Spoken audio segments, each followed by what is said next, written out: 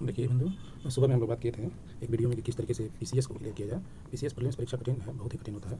इसको पास करना बहुत ही कठिन हो जाता है और आज के डेट में जो पेपर बन रहा है 2024 से पैटर्न चेंज हुआ है। हालांकि यूपीपीसीएस का पूरा पैटर्न यूपीएससी की तरह से ही है। जिस तरह से यूपीएससी प्रयास करता है उसी तरीके से यूपीपीसीएस उसी ट्रेंड पर चल रहा है, लेकिन अब थोड़ा और आगे निकल गया है, कुछ फैक्चुअल के साथ, कुछ कंसेप्ट के साथ कुछ आगे चलता जा रहा है। लेकिन एक अच्छी खबर यह है कि यूपीपीसीएस को क्वालिफाई करना पहले की अपेक्षा बहुत ही ईजी हो गया है।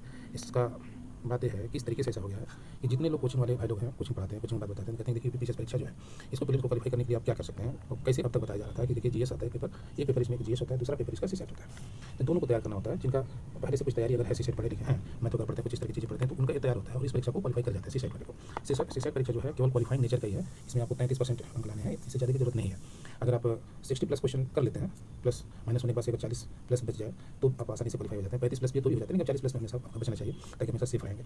और ये जो जीएस पार्ट 1 है, जीएस का जो 1 क्वेश्चन है यानी 1 पेपर है, इसके अंतर्गत आने वाली जो चीज़ें हैं, देखिए जीएस के पैटर्न आता है history, polity, geography, science, environment और उत्तर प्रदेश और करंट, ये मूल चीज़ है। इसमें से भी हम 4 चीज़ों को देखें जो परंपरागत जीएस है, जैसे हिस्ट्री है, पॉलिटी है, ज्योग्राफी है, साइंस, इसको हम और इन्वायरमेंट इतना ही तैयार कर ले तो भी बहुत अच्छा हो जाता है। करंट सब लोग पढ़ते हैं तो करंट पढ़ा करिए, आसानी से क्वालिफाई किया जा सकता है। अब तक आपने सुना होगा कि हिस्ट्री के लिए क्या क्या पढ़े, तो पांडे जी की किताब पढ़ें, एंसेंट के लिए पढ़ें, मॉडर्न के लिए पढ़ें, मिडिल के लिए पढ़ें, स्पेक्ट्रम पढ़ें, ये सब पढ़ना बहुत जरूरी है। एक रीडिंग आवश्यक है कि आप किसी भी यहाँ की बुक से इसका ले लीजिए, पढ़े, पॉलिटी का कोई भी बुक पढ़िए, चाहे लक्ष्मीकांत पढ़िए, चाहे वाणी प्रकाशन का पढ़िए, कुछ भी पढ़िए, एनसीईआरटी पढ़िए, ज्योग्राफी पढ़िए, कोई भी एक किताब तो हल्की फुल्की आपको पढ़नी है जिसे आपको पहले से जानकारी। तो आप अब तक तैयारी करें तो जरूर ही पढ़े होंगे, कोई ना कोई किताब पढ़े ही होंगे। तो जितना पढ़ें इसको प्रीलिम्स की तैयारी के समय बस इसको इतना ही लाने दीजिए। इसको आप आगे नहीं पढ़ते हैं तो कोई दिक्कत की बात नहीं है।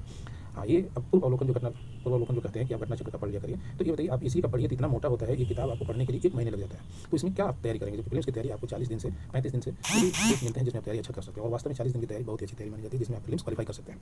इसके लिए करना क्या है कि आप पीवाईक्यू लीजिए, पीवाईक्यू को बढ़िया से पढ़िए। यही आपकी गीता है, यही रामायण है, यही महाभारत है, इसको पढ़िए। पीवाईक्यू किताब कोई भी उठाइए, आप चाहे घटना चक्र का लीजिए, चाहे दृष्टि का लीजिए, चाहे युद्ध का लीजिए, कोई भी कंपटीशन का एक किताब आप लेते हैं तो इसको आप पढ़िए।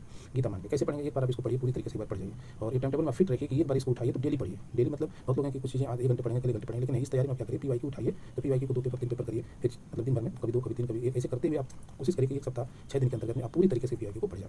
जब पीवाईक्यू पूरी तरह से एक बार पढ़ लिए तो आपके दिमाग में एक देखिए ये जो दिमाग है इसमें एक मेंटल वर्क हो जाता है, अपने आप ही दिमाग काम करता है कि इसमें कैसे क्वेश्चन बनते हैं, आपको रियलाइज हो जाता है। इन क्वेश्चन को आप यहाँ से क्या पढ़ते हैं, क्या उठाना है, सब समझ में आना शुरू हो जाता है। बहुत से क्वेश्चन रिपीट भी होते हैं और नहीं भी रिपीट होते हैं तो कुछ क्वेश्चन तो ऐसे रहते हैं कि उसको जब आप पढ़ेंगे तो फिर आगे चल के वही दूसरे फॉर्म में पूछ लिया जाता है। तो आपको बहुत अच्छी तैयारी हो जाती है कि आप इसको हिस्ट्री को, पॉलिटी को, ज्योग्राफी को, साइंस के इन्वायरमेंट को, ये सारे क्वेश्चन पैटर्न पर पढ़िए। पीवाईक्यू को इतना पढ़ लिया, हाँ इसको पढ़ लिया एक बार, वो छोटी किताब पढ़िए एक, जिसमें केवल यूपीपीसीएस का या कोई भी पीसीएस दे रहे हैं उसका ही केवल पीवाईक्यू हो। इसको बढ़िया से क्वालिफाई अगर पढ़ लेते हैं तो आप क्वालिफाई होने के आपके 60% चांस बढ़ेगा। अब इसके बाद क्या करिए, जब आपको लग रहा है कि हम किसी चीज़ में वीक हो रहे हैं तो सामान्य किताब जो है लुसेंट को लीजिए, उसको पढ़ लिया। लुसेंट को आप टॉपिक वाइज पढ़ सकते हैं। जैसे मान लीजिए आपने पॉलिटी पढ़ा, पॉलिटी में आपको लगता है कि मूल अधिकार के क्वेश्चन या फंडामेंटल राइट्स के क्वेश्चन आपके थोड़ा सा गलत हो रहे हैं तो लुसेंट से पढ़ लीजिए। उसी तरीके से आप हिस्ट्री उठाइए, हिस्ट्री को पढ़िए। हिस्ट्री में कुछ क्वेश्चन आपको लग रहा है कि गलत हो रहे हैं, ज़्यादातर कहाँ से गलत हो रहे हैं, तो उसको आप चाहे पूर्वावलोकन उठा सकते हैं, लेकिन बहुत भेद हो जाएगा। आप लुसेंट से पढ़ लीजिए। लुसेंट से नहीं आता है तो कुछ किताब का रेफरेंस ले सकते हैं, या फिर मत लीजिए, केवल आप पीवाईक्यू में जो आंसर दिया उसी को बार बार पढ़िए, कई बार पढ़िए, कई बार पढ़ने से हो जाता है। सीसेट के बारे में बात करें तो सीसेट के लिए इजीली मेथड यही है